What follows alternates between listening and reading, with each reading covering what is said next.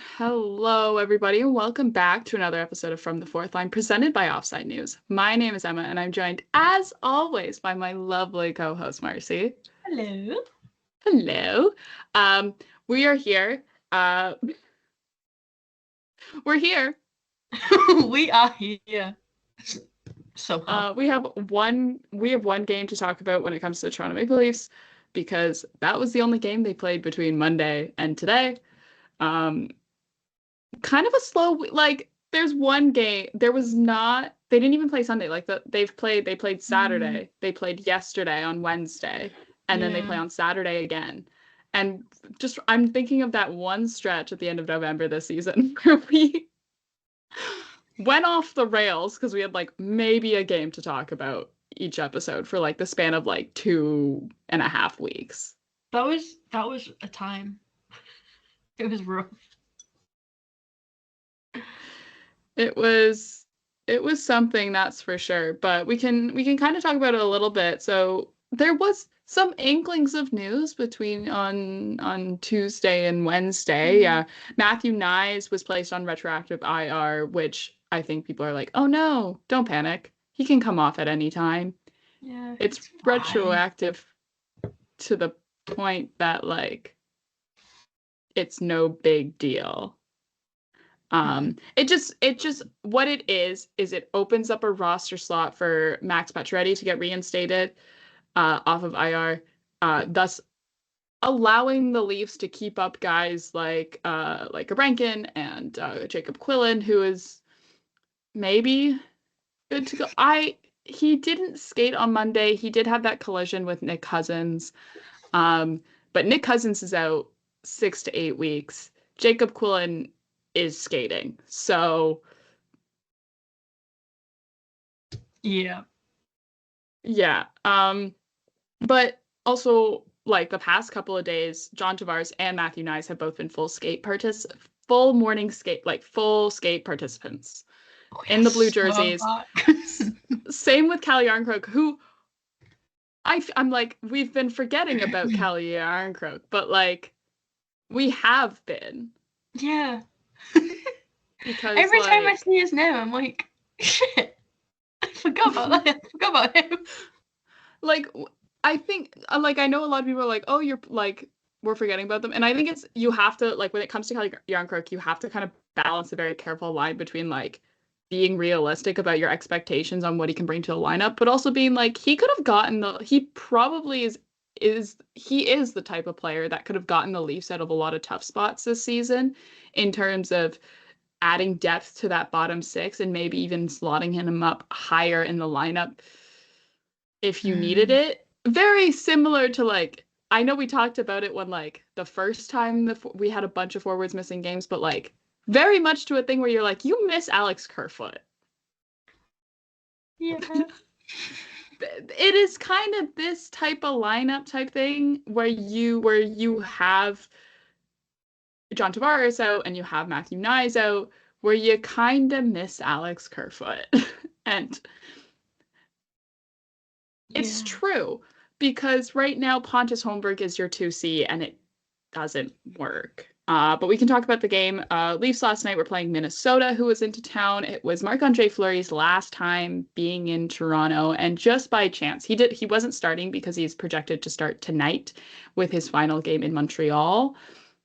I can see how that is fitting. They did say on the broadcast, though, they mentioned like Marc-Andre Fleury's like first start in Toronto, and they mentioned the Leafs goal scorers for that game, and I nearly had a heart attack because it was very much some names I had not heard in a while. I was not a fan of being not because no, that makes me sound like I don't like Darcy Tucker. So that's how far back we have to go that I'm going. It makes me seem like I don't like Darcy Tucker. Darcy Tucker. Sorry. Let me repeat that. Darcy Tucker. We have lived 1,000 lives. Yeah. It was 2005, so I was 2. Um, but the goal scorers that like it's like it's just something else. Yeah. And it's definitely something where you sit there and you go, oh boy. So his last game in Toronto, yeah, was like John Pohl was Matt Sundin, Jeremy Williams, like just names where you're like, oh, okay, all right. Yeah. As you can tell by my face, I'm like, that is so long ago. But Marc-Andre Fleury and former teammate Matt Murray had a nice moment at warm-ups, which I will say was purely like it's kind of nice how those things work out. Yes, would I like rather the Leafs have Anthony Stolarz right now? Yes. Yes, I would. But also, it is pretty awesome to see that like Matt Murray, who's called like not in Pittsburgh, has been in. It has also been playing most of the season down with the Marlies. Is called up because he's better fit for these long stretches of sitting on the bench than Dennis Hildeby, as we've discussed. But getting to like not share the ice because neither of them were starting, but get to briefly, yeah, during warm-ups, share the ice with Marc-Andre Fleury and the two former teammates getting to catch up. They for sure, like, despite the way everything went down at that time with Pittsburgh and with their goaltending specifically, had a very close relationship when they were teammates. Despite, the fact that like Matt Murray stealed Marc-Andre Fleury's job, essentially, and is the reason why Marc-Andre Fleury was not protected, was not protected in the extension draft, was selected by Vegas, went to Vegas, got traded to Chicago, then got did the whole thing where we're like, man, if Marc-Andre Fleury was still in Pittsburgh, especially with the way that Pittsburgh's goaltending has been in the past couple of years. I know he's definitely not the same goaltender that he was when he was in Pittsburgh. He's older for sure, and he's admitted. But like time has passed. I also think that like you can do much better at like considering the fact that Tristan Jarry got placed on waivers this season. Yeah. It's not Was he one of your fantasy goalies? Because you're giving me that look of he was one of the. He was briefly, but then I decided I should maybe start trying to not lose. Look, I'm still every time I say a name every so often of a guy who gets placed on waivers, and Mara gives me this look, and it's the look of like this guy not on a team she regularly watches at all, but like is if she watches this team is like likes this guy, and I just know that it means that he's on one of Mars fantasy rosters, and which every single time my question for you teams have been going is why. Some of this is on you. Joy, whimsy. I have joy and whimsy. I have Macklin. I'm not saying you don't have joy and whimsy. I'm saying I like having joy and whimsy. Possible. So God forbid a girl takes Justin Hull as the first overall pick. God forbid, which is still one of my finest moments. Yeah, it was in a league with. I always join like just a random league. I ought to have seen the reactions of these random people in a league with me who've just gone, who is this person and why have they picked Justin Hull first overall? The thing about He's not fantasy, even though, is that you playing. don't have. No, no, he's not. He's like, he's Detroit's seventh defenseman on a good day. On a good day, he's their seventh defenseman, and they pay him way too much money. And like, like Detroit Red Wings fans all don't like him because he's paid too much money. Are you looking up his salary? I can tell you off the top of my head, it's north of $3 million. No, I'm not looking at his salary. I'm just looking him up. I can tell you his salary now. His salary now is north of $3 million. Yeah, his I think salary it's is like even. I love for him. I would not pay him that much. I'm like, no. Hey, good thing fantasy doesn't have a salary cap. yeah. But yeah, so back to this game. We got totally derailed because I mentioned Tristan Yari. But yeah, Marc-Andre Fleury. Marc-Andre Fleury also did a great pre-game interview during warm-ups with Sportsnet, which is on the Sportsnet like Twitter page. It's fantastic. I retweeted it if you wanted to go back and try and find it through that mess. But it was great. He's always a great interview. Always a great guy. I say as if I've met Marc-Andre Fleury personally. I have not. I wish I have. I have not. But good friend of the show. Yeah, friend of the show, Marc-Andre Fleury. But yeah, Max Pacioretty was also back in the lineup. His first game since Montreal, where he got hit in the head with a puck, which is always unfortunate. He's on the line. They put him on the third line with Fraser Minton and Nick Robertson. Sure. I don't have I actually quite like that line because of the way that it's built. Because and we're about to go heavy with the Nick Robertson praise this episode. Oh yeah. It's not like, oh sure, whatever. It is definitely like, it is a line that is a product of just the injuries plaguing the Leafs roster right now. For sure. And this is nothing against Fraser Minton. In a healthy lineup, he would not be with the Leafs right now. But this is nothing against him right now. This is nothing against him. He is very good. And I am really excited to see where he's going to be in a few seasons because of how much promise I see in him and his ability to see the game. And I think a lot of what is not working for him at the moment, or like, I don't want to say not working for him, but like a lot of his, I don't even want to call them mistakes either. Flaws in his game, I guess that's not even what I want to, like, a lot of that is all just due to the fact that he's 20. Yeah, oh my god, he's 20. He's just a baby. Yeah, he's young.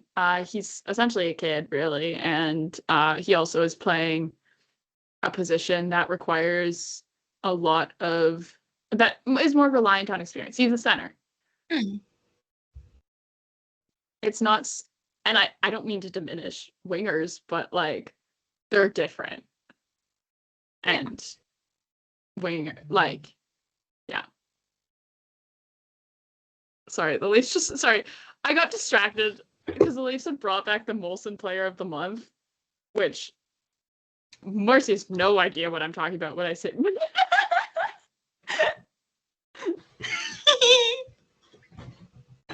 Just for everyone who's listening, I did just giggle and kick my feet. Good to see he's alive. He lives, and he's just as square as before. I'm a big fan that they've brought back the Molson Player of the Month Cup, which it's really funny because there was like, David Alter posted like a close-up image of the Molson Cup, and I was like zooming in on the name, and you could see the names, and like I remember when it was a thing, like when it was a thing, and like the last name on it that's engraved on it is Freddie Anderson in 2018. And I was like looking back through this, I was like, oh my, there's a whole slew of Leaf fans who have never like who don't remember this because it's all like pre-COVID. But yeah, back to I got distracted by the Molson Cup. I'm a big fan that they're bringing it back. We brought back the player polls. I'm all for bringing back things of the past. We'll talk about the player polls in a little bit. But maybe if we have time. But yeah. Speaking of though that line of Pacioretty, Minton, and Nick Robertson, this was a standout game from like a couple of people. It was a standout game from Oliver Ekman-Larsson, but he's just playing like a really solid game recently in the past like couple of weeks, which is appreciated. Nick Robertson had a great game. Joseph Woll, I think we always say it's a standout game from him. He had like a 919 save percentage, 917 save percentage or something like that, which is like good. Like, yeah, if your goalie gives you that, you should be able to win, right? Yeah. But a lot of which we'll get to more talking about like how it's a lot in regards to like the lack of scoring. It's not like Wool got like absolutely shelled. He didn't. But like he did come up with quite a few timely saves. And also William Nylander. He had a great game as well. But like more so about Nick Robertson, because I did want to spend some time talking about him, because I did, tweet out that something that I've been saying on the show for months, I think, now at this point.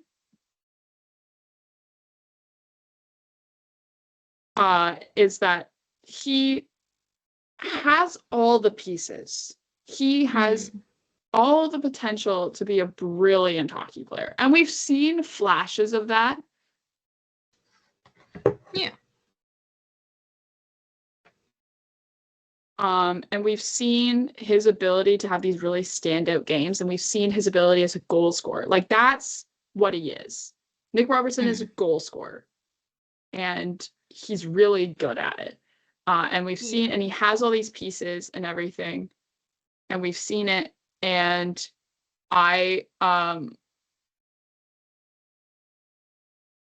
and I'm just like, he is a guy who has had such a strange development pathway in his career post-draft, because he was drafted in 2019.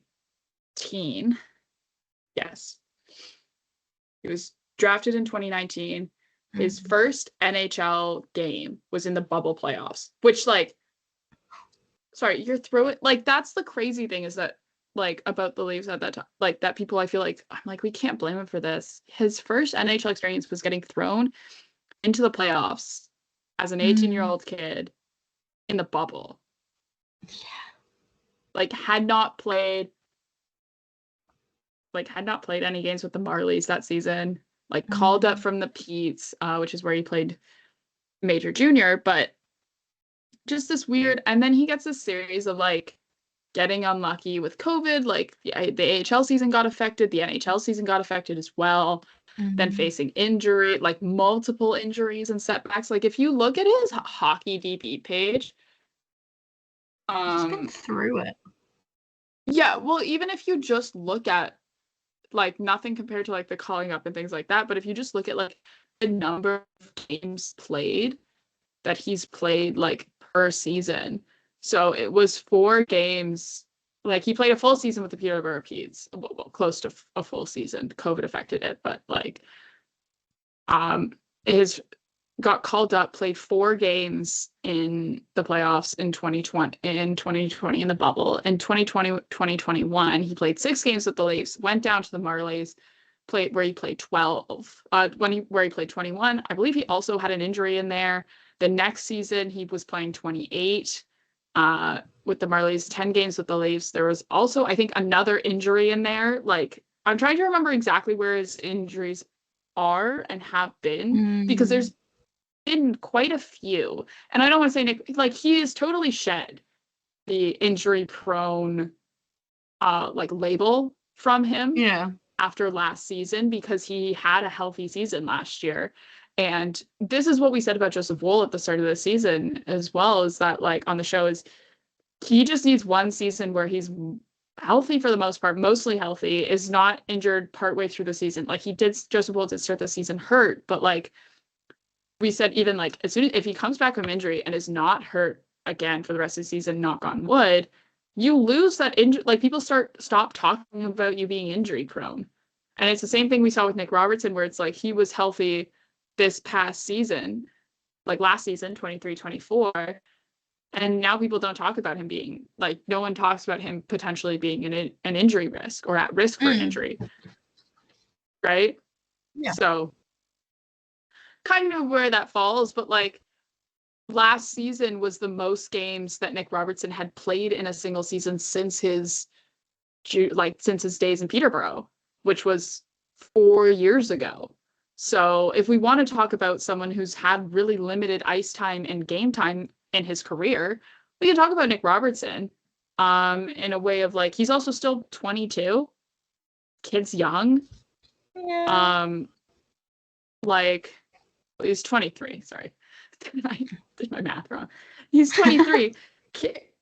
I keep forgetting what year it is. I should never can't forget Nick Robertson's birthday though. That was a terrible joke to make. I should not have made that joke. But Marcie saying, Ow! That hurt my chest. But yeah, just he is definitely a guy where I'm like, I'm excited to see what happens when he, has the ability to start putting things together. And you can see it this season. He's like almost there. He's almost there. He had a great game last night. He had that spinny move, the spinny move where I'm like, oh, that looks like John Tavares. Yeah. I'm doing like a hand gesture here, but like he had that where I was like, oh my God, he had so many good looks, so many good chances. And some of that is being on a line with a guy like Max Pacioretty, who's going to go into the corner and be that net front presence. And then you also have a really great line driver in center with Fraser Minton. So I think that was just like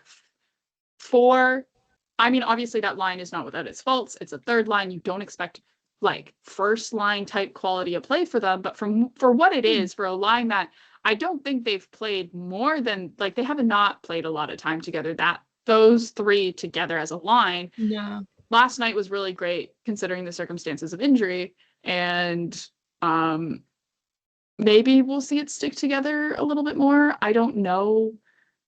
We will talk about, what potentially a lineup could look like with Tavares and Nyes coming back and with like the way that certain guys have been playing, because we could talk about Max Domi forever on that aspect. But yeah, the Leafs also like to talk about this a little bit more, to talk about like the game and actually what went on. Minnesota opens the scoring in the first period. They score twice in the first period. They score once fairly early on off of I don't even remember who it was. All I know is that Jared Spurgeon got an assist on it for 400 points. So that's what that was. I feel like I should probably pull this up. Oh, it was Krishnadinov who scored with a play behind the net. Now I'm remembering it as I look at this who scored it. But with a play around the net from Jacob Lacko, that was a defensive mistake by the pairing of I think it was Riley and McCabe out on the ice. And I mean, we could talk about Morgan Riley, we could talk about his game, but I kind of want to leave the guy alone for a little bit. Sportsnet was, I think it feels like every game now they're criticizing Morgan Riley specifically, and also as well is Tessa and Scott's Moulin Rouge performance has gone around Twitter in the past week. So the poor guy is fighting for his life right now. The comments on it's like it happens like every like 5-6 weeks or something where that video goes viral, that like specifically the hug at the end of it, I think, as it's well. Always the goes hug. around Twitter, and everyone's like, oh my god, Morgan, please tell me they're married. Like, and it's like, well, no, not to each other. And everyone's like, wow, if I was there, I was like, Morgan Riley, like, justice for Morgan Riley. Please, justice for Mo. The guy, but, yeah. And then, later on in the first period, Austin Matthews tips the puck into his own net. Yeah. It's one of those, they're both goals in which I think, because the first one had a screen from Jake McCabe. There's both ones where it's like, you look at them and you're like, I have no idea how you expected Joseph Woll to stop that. And he's been getting like a couple of those recently, which then I think people are going to be like, well, then he should have had them if he's getting a couple of like those. I'm like, yeah, but like I think we had this conversation. He can do much about. Yeah, it was the same with like the Shane Pinto goal against Ottawa on Saturday, but like it's something that I think we've talked about earlier this season, where it's like the Leafs are going through a thing where like just the bounces aren't going their own way. Like the puck, they don't have the puck luck, and they're not doing enough to create their own puck luck, if that makes sense. Yeah. Like people are like, oh, but they're getting goal. I'm like, no, like they're getting. I really keep meaning to dig into like high danger chances for the Leafs this season, things like that, because it seems like so often they're pushed to the outside of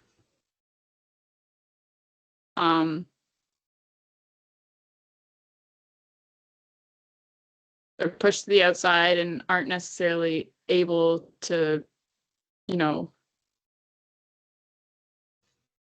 get good solid chances. And but that's not to say like that's the thing, is they had, especially last night, these really great chances of pressure in the ozone. It just, they're not winning those battles in front of the net. And some of that is just you're missing a guy like Matthew Nyes, who that's his bread and butter. Yeah. It was the same like against Ottawa specifically, where you had like both Matthew Nyes and Max Pacioretty, and you're missing two of your big like major net front guys, then you can run three lines of guys who are big and large and sit in front of the net, instead of just having Bobby McMahon up on the first line. But yeah, Leafs are now on a 3-game losing streak,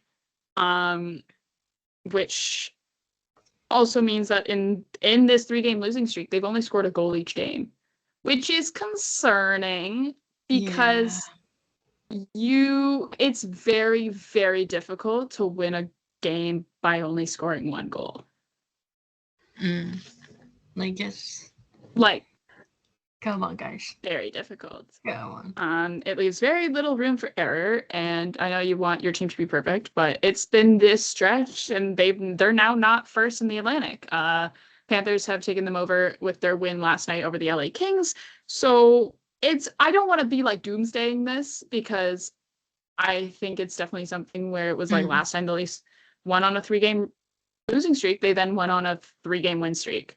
So, but it is this up and down shift where it's like, okay, a little bit concerning, especially as well with the Leafs going on a really extended road trip now, going like for the month of February. They're going on the Canadian West Coast road trip, which last year was something. I feel like every time I remember that, I feel like that one reaction picture of Joseph Woll where he's flashbacks. Have you seen the edit that someone has made to that picture? Yeah. Where it's him making that face, and then it's the soldier meme, but it's the background of the soldier meme like behind him. Oh, that made me laugh so hard when I first saw it. Um, Oh god. but yeah, no, I just stress like this guy. Anyways, this team, man, Yeah. This team. this team. I will say like they.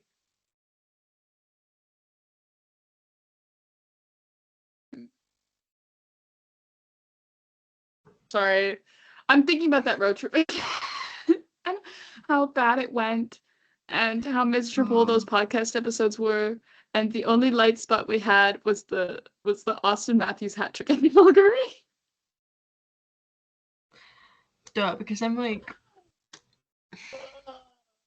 He was gonna kill me, but yeah,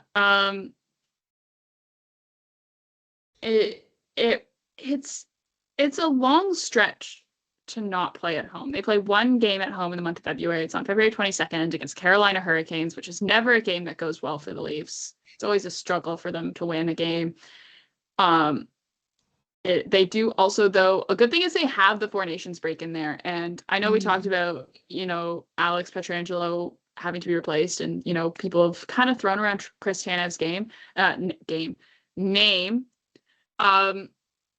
around. And as much as I love Chris Tanev and love what he does on the ice, would I rather he sits at home and does absolutely nothing if we're going to hope that the Leafs have a long playoff run, considering the wear and tear that he takes in the position that he plays?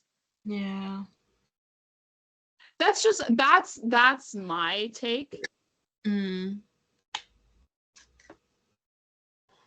Personally, would it be cool? Absolutely.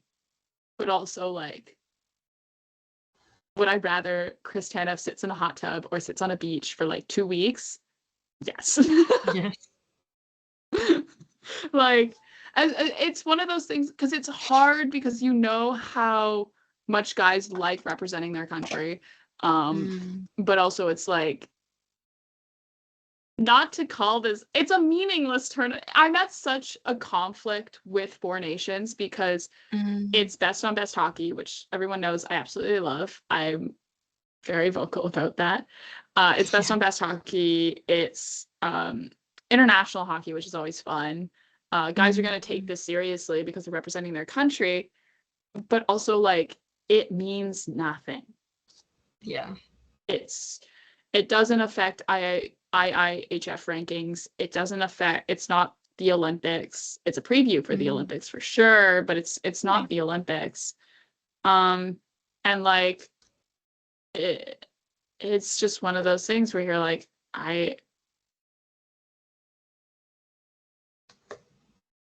I don't know. But yeah, I will say, long stretch on the road for sure. With that Four Nations break, though, in there, it is very good. It does allow guys who are maybe a little bit banged up to have a chance to rest. Yeah. It allows a bunch of different things. It can kind of guarantee that after Four Nations, Anthony Stolarz will be up and ready to go. For sure, which is just so nice. We will be so back.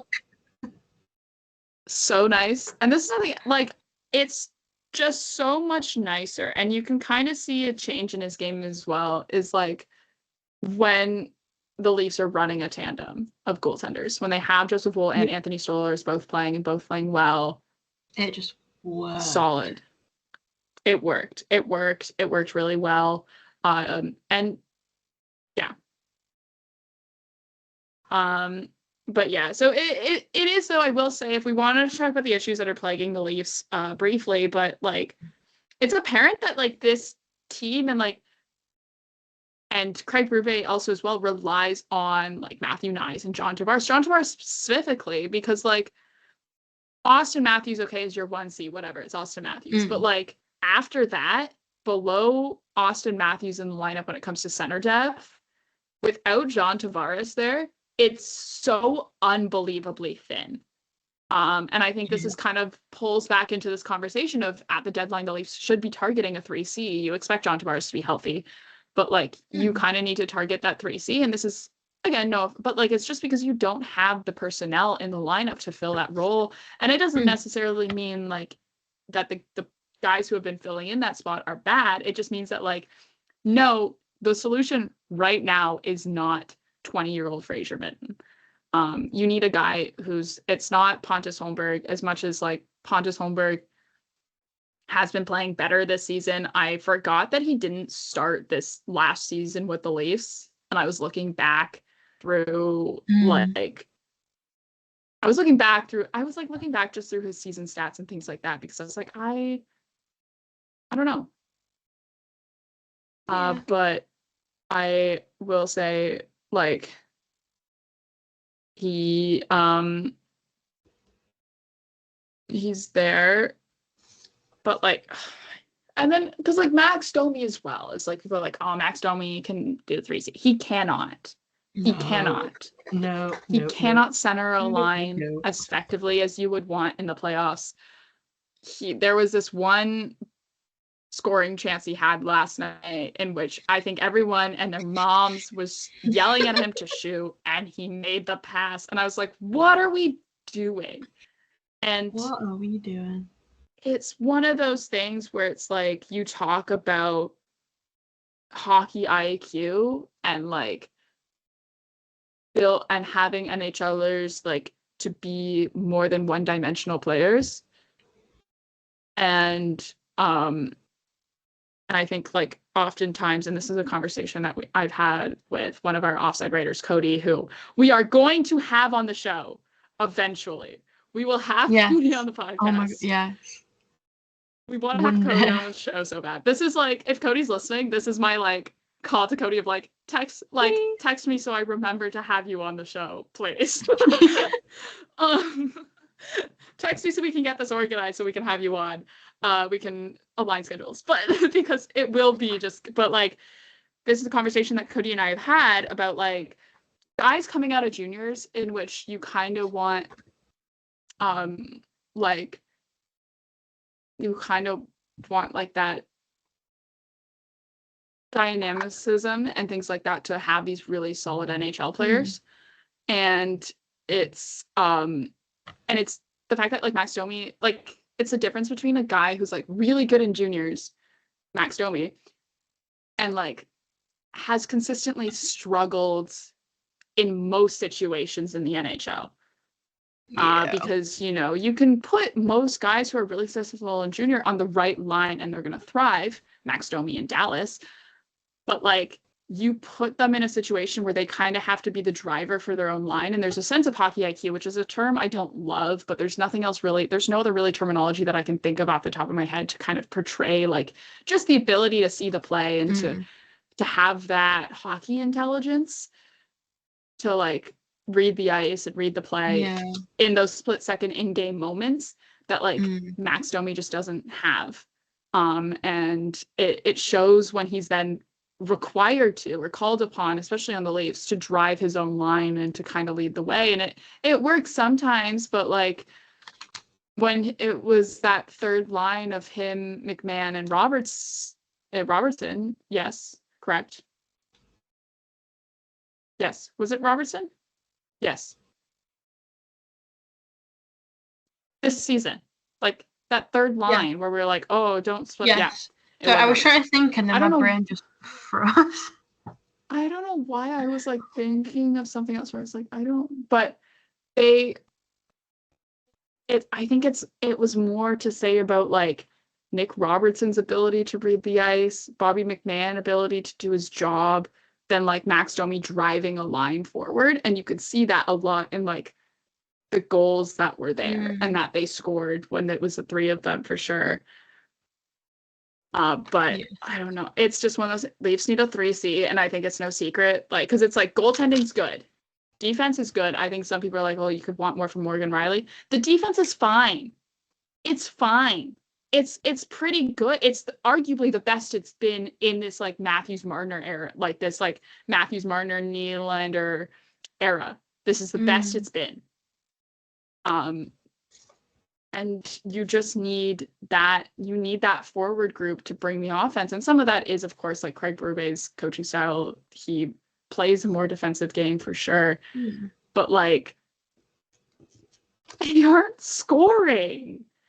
And people like will criticize guys lower down in the lineup, like Dewar, Reeves. I have my own criticisms against Reeves, but it's like Dewar, Reeves, Camp, like these guys who haven't really scored, who play in the bottom six. And I'm like, well, yeah, that's because like they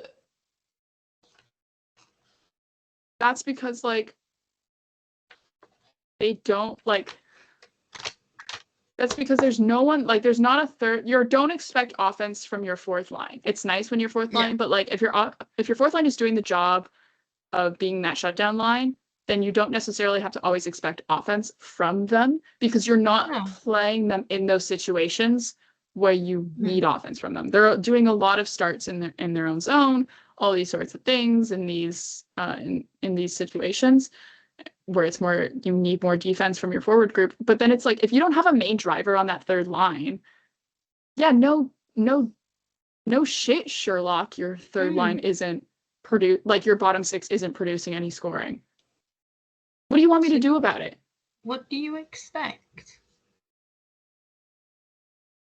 It's a nature of the product and things like that, but more so about the Leafs' future as well. I think I've I kind of like we haven't really essentially talked about the game, because like the thing is it's like I felt like I was watching the same game that I watched on Saturday and the same game that I watched on Wednesday as well. It's just I felt like I was watching the same thing. And we talked last episode a lot about Saturday's game and kind of what that game looked like from the Leafs perspective. And if you want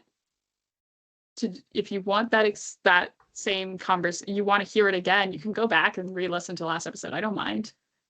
Yeah, like the views are not the streams are nice. The extra like go back and like re-listen to it again.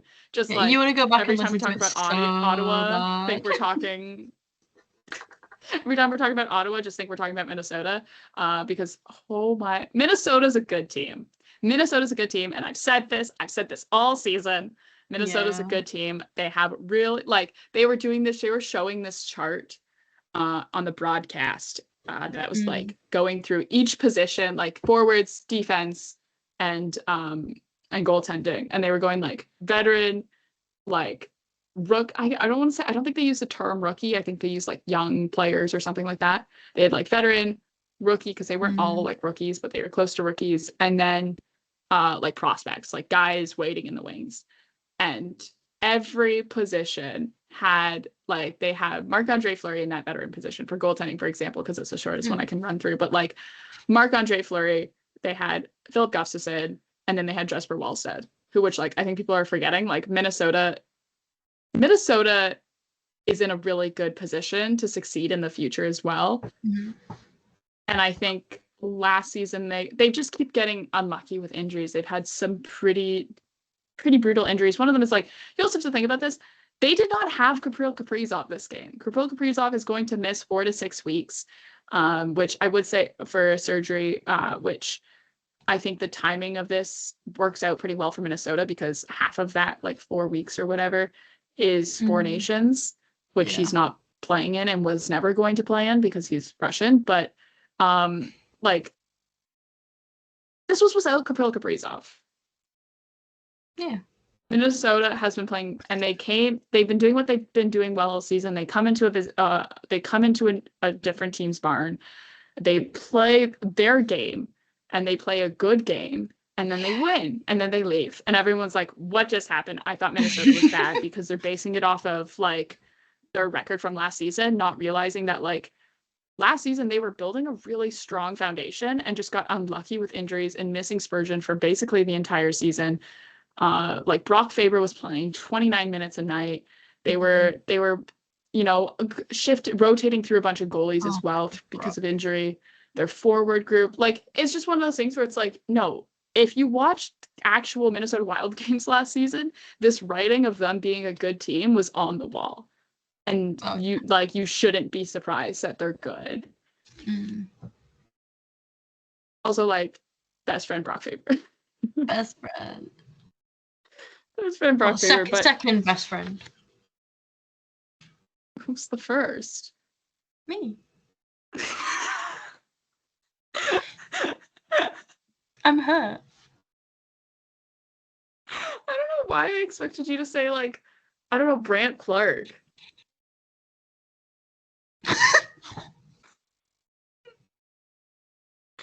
Or, like, I don't know.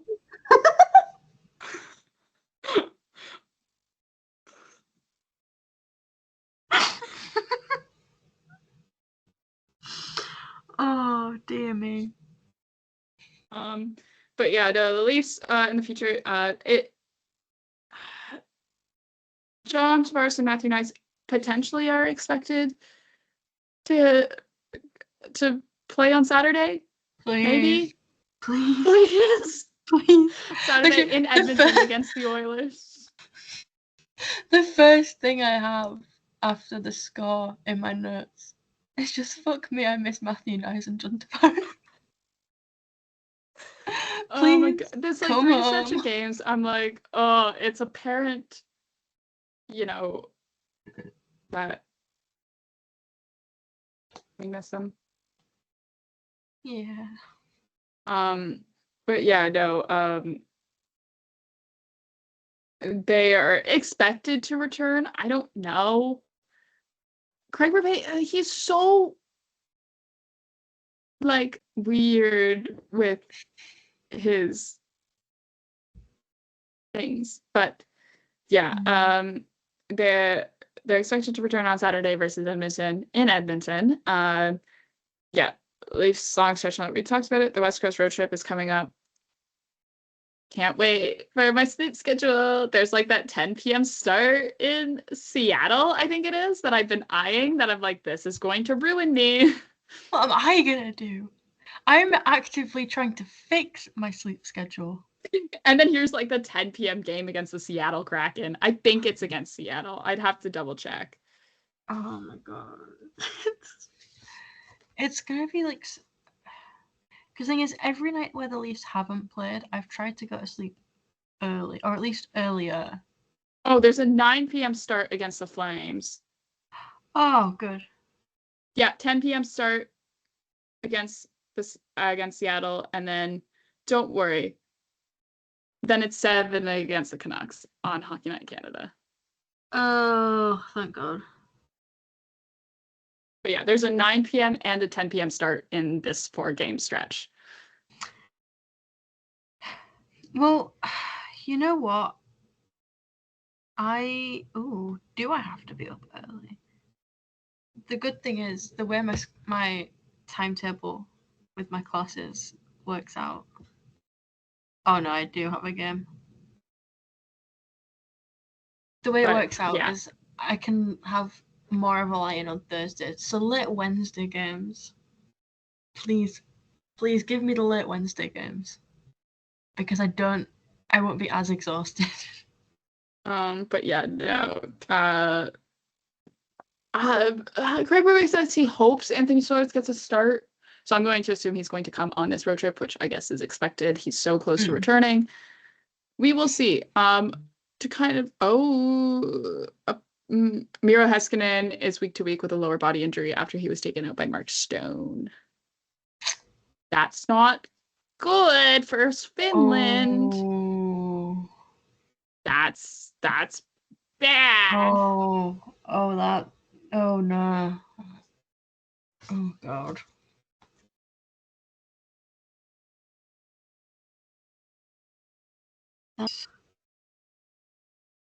But yeah, that just came in. I just got the Elliot Friedman notification. But yeah.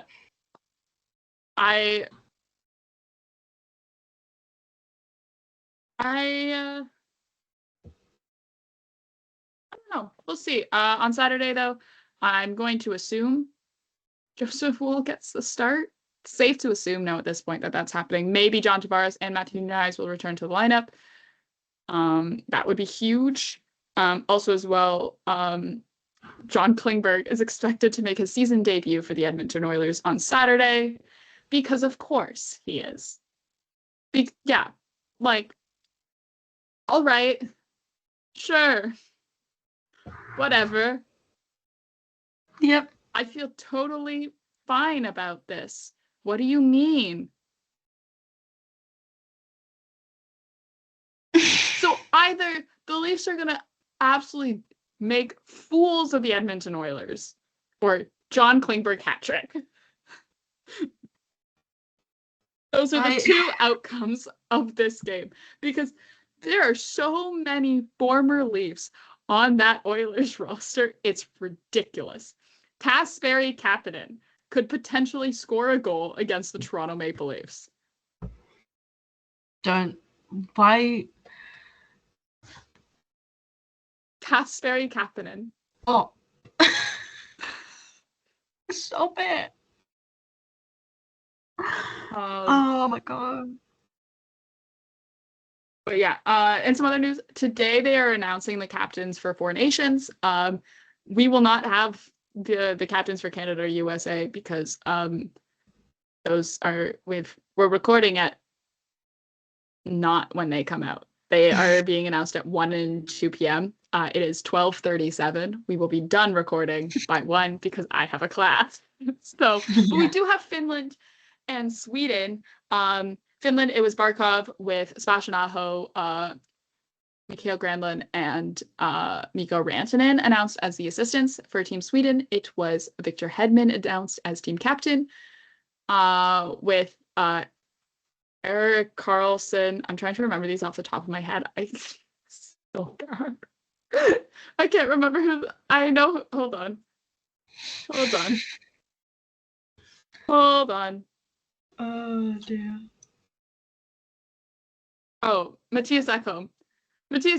Erik Karlsson, and William Nylander named as assistants for Team Sweden. I will say though, I am willing to place money on the captains for USA and Canada being Austin Matthews and Sidney Crosby. Whoa, no way. That's such like an out there prediction. How controversial of you.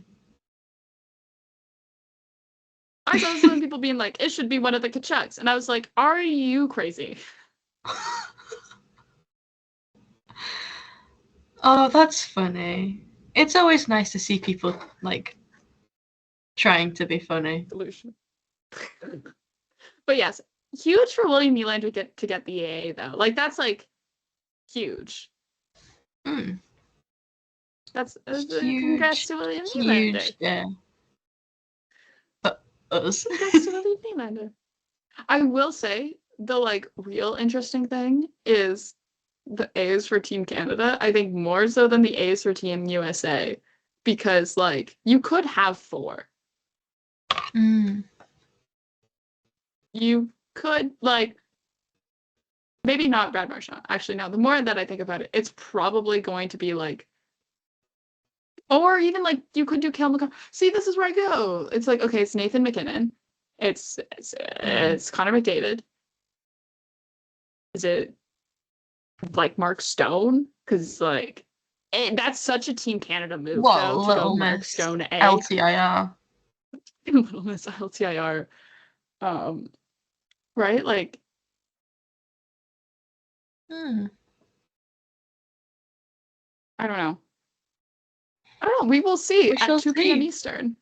We'll see in like 2 hours and 20 minutes or something like that. But yes, also as well as yesterday, and this was like as soon as we were done doing the radio show, Philip Grubauer was placed on waivers by Seattle. He's not had a great season. No. And you can see that in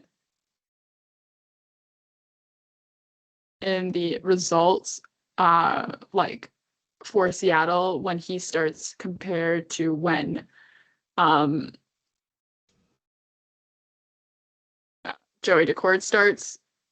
In 21 games this season with Seattle, Grubauer has an .866 save percentage and a 3.83 goals against average, which is not good. It's a career low for him in the NHL. It's a career low for him, like all time in his career. not just within the NHL. He's not had a season above 900 in terms of save percentage since he's come to Seattle. You can make your like assumptions onto why that is, if it's a Seattle thing, if it's him just he's not even that old. He's only 33, so I feel like it's not necessarily like an eight, like he's hit the age wall in the same way of like TJ Brody. Not the same position, but like at all. But the same. That was the first guy. Yeah. Point still stands. Point still stands. I don't know. Like he had like great seasons in like Stanley Cup winning season in Washington. Like where he was backing Braden Holtby. Then went to Colorado, had great seasons there in Colorado. Was selected. Well, he was signed then to Seattle, and just not.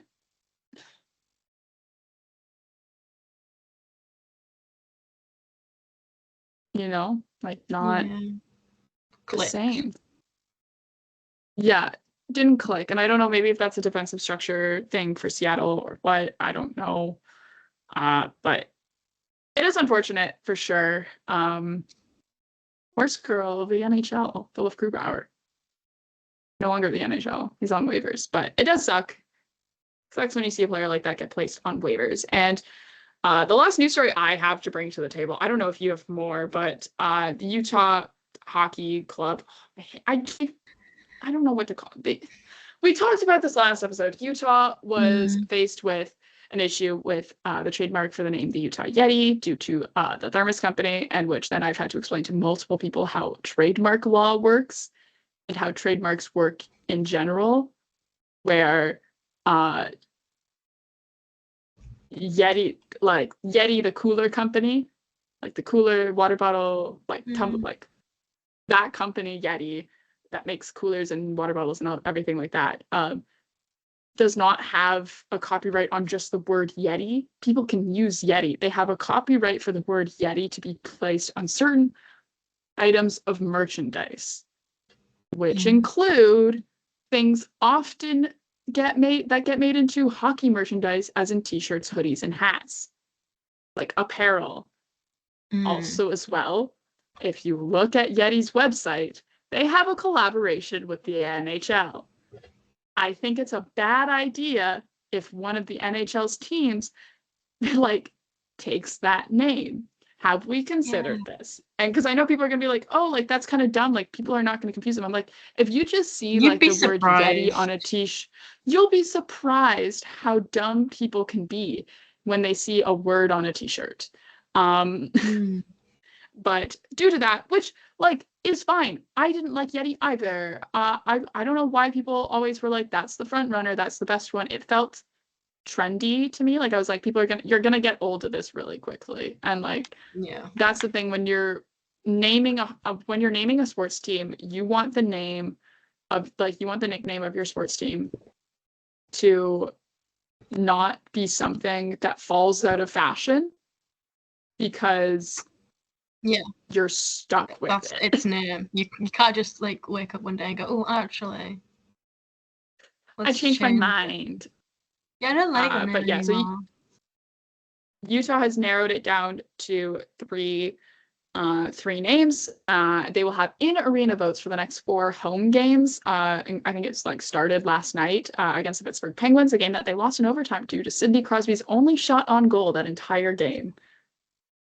Classic. Sidney Crosby, you freak. Like, who's surprised?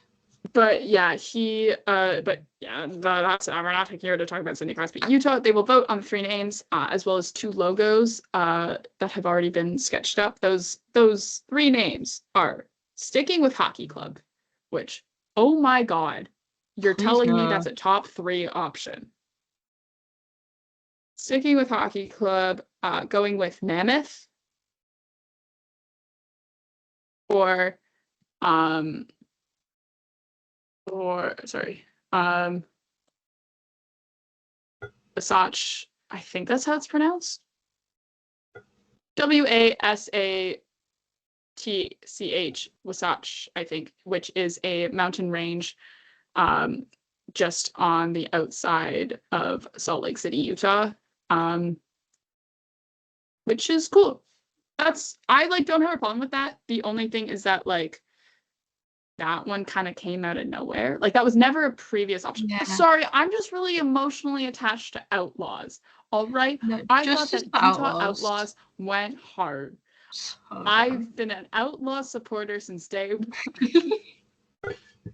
Since we Ride first or talked about die. the names for this stupid team. I've been a big fan of Outlaws, and it's like one of those things where it's like I don't really see a clear winner anymore. I think maybe some of that is just because I've been like watching this like docu-series on the Toronto Raptors, and it was like talking about like Raptor, like it was talking about how the Raptors got their names and things like that, and the fact that like it was a vote in the newspaper, and Raptors were by far the clear and winner, and like that is a name about like that is the name of a team though that like was an like that has not yet or probably never will fall out of style. Not to get all crazy about the Toronto Raptors, but like I don't know, it's just one of those things where I'm like, these are the options that you can come up with.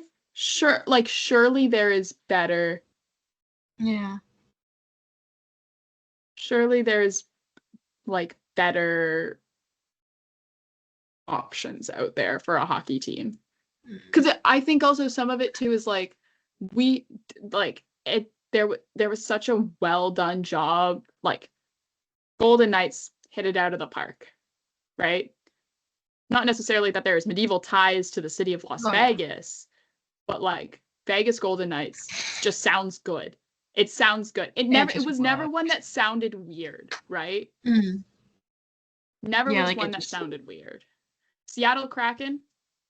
I remember when they announced the name for the Seattle Kraken and how excited everyone got, because immediately you get an imagery, right? You hear Seattle Kraken and you're like, okay, let's go. And then they did this really cool video to announce the name as well, with like tentacles and like a lot of like pirate and like sailing like imagery and things like that. And everyone was like, okay, this goes hard. This is cool. And this is pretty badass actually. But like, I don't know, like if you hear like Utah Mammoth. I quite like Mammoth, but I think that's just because I like mammoths. I was gonna say, I was like, that could be the archaeology major in you. Yeah, I think so. Did you happen to watch Ice Age a lot as a child?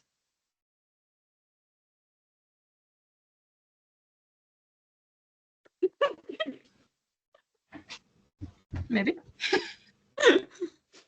Well, what about it?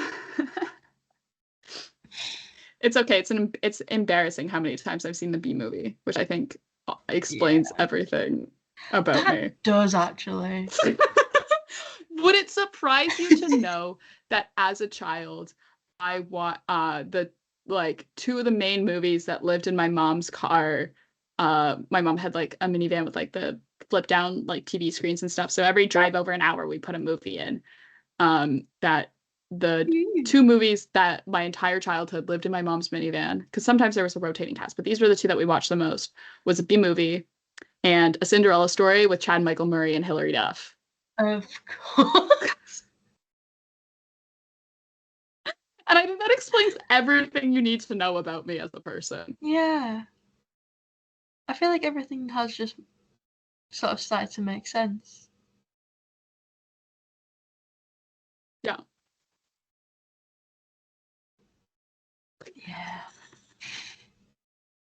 I tell people that and they like take us, they always take a second, they're like, nope, yeah, no, that tracks. That checks out. Checks out that you've seen that movie too many times. Yeah. Yeah. Yeah. Every drive out over an hour, we'd put a movie in, and I have seen those two movies so many times. Oh god, childhood letterbox must have gone crazy. It was Primarily those two movies, and every so often, specifically the second Harry Potter movie. Real? Because we were gonna like slowly rotate, because we can't keep like 8 Harry Potter movies in the car at once. We were gonna rotate them through the car, and we just at one point forgot to ever take out the second and put in the third, so the second just has lived in there, and I think it's still in my mom's car. I'll have to check when I'm home. I'll give her maybe at one point I'll just do a segment on movies that's in my mom's car from when I was like 11. So you get to talk about movies on the show, but I don't. Okay. I see how it is. Oops, I forgot about that. Anyways, my letterbox segment's lost to time. Utah Hockey Club, which like, all right, but like it just sounds so temporary. Yeah. Because I think like the reference that we have in terms of teams like going by some like blank club has been like Washington in the NFL going by the Washington Football Club, and now they're called the Commanders. Like they found a name that actually works quite well for them and that I quite enjoy. And like they have that, like that's there, like they did go by like Washington Football Club for a while, but that was temporary until they could find a name. And the reason why they went by that is because they were changing it from like a racist name. Yeah. This just it sounds temporary. I know people are like, it's kind of the best option. But like, and the third option, Utah Wasatch, I don't get it. I think it drifts too closely to Colorado's imagery. Yeah. Which I get, they're kind of the same geographically in terms of like mountains and mountain ranges and things like that. But I think like you have that gives you an opportunity to drift too closely into like Avalanche territory with the Avs and their mountains and things like that. And I don't know. I just I don't like hockey. It also is like yeah. Sorry, I'm just watching time. We have 7 minutes, so okay, right. Yes, I have to. Speaking of the hockey team that I play for, I have training in an hour. But it's like I have class in 7 minutes, so I'm just keeping an eye on time for us. That's all. Like the team I play for, like, is like has hockey club in the name. It's like we're like having hockey club in the name makes it seem like just not a professional team. I don't like it. I don't like it. But yeah. Yeah. I don't know. We'll see. We'll see how it goes. I don't know. I mean, maybe like there will be a name and that it'll grow on us. And like 2 years from now, we'll be doing the show and it'll be natural and things like that. But like, man, it was so good with the Arizona Coyotes. It just works. Yeah. I miss them so much. It worked so well. It was such a great name. It was like the imagery and like the logos were fantastic. The colors were great. The jerseys, just fantastic. Beautiful. And now we're the kind of mess. I don't know. It's definitely something you could debate about forever about how to name a hockey team for sure. And you know, we've kind of seen it with the PWHL in terms of like not all the names have grown on me yet. We're more than I think we're like halfway through the PWHL season now at this point, and like I don't know. Charge has yet to grow on me. Okay, the Ottawa Charge yet to grow. I still don't know how I feel about it, but it's hard, and it's also one of those things where I think people are going to call it Utah Hockey Club, even if that's not their name for a while, because people get used to calling it things a certain thing, and then having to switch back on that is difficult. Like I still call Scotiabank Arena the ACC all the time. all the time. And like there'll be times where I'll tweet out like ACC and people will be like, what are you talking about? I'm like, what do you mean you don't know the ACC? Because that's what it like from the day it was built until it switched over to Scotiabank, it was called the ACC. So games are hard, but we are running out of time today. So we'll end this episode here. We'll be back on Monday with a guest, potentially. I'm excited about that. I'm really excited. It'll be a crossover event. Hopefully, I'm like hyping it up and then watch it not happen because of like schedule conflicts and things like that. But fingers crossed. But Monday we will have another episode for you guys.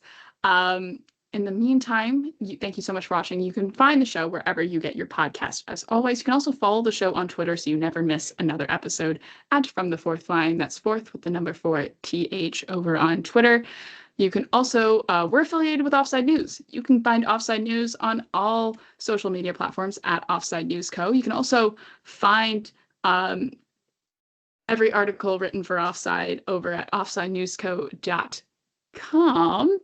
And if you miss Mar and I between episodes, because we're absolutely hilarious, you can find us over at Twitter at 6 Sillies for Marcie, at Parby1 for myself. With that being said, thank you guys so much for listening. We'll see you on Monday.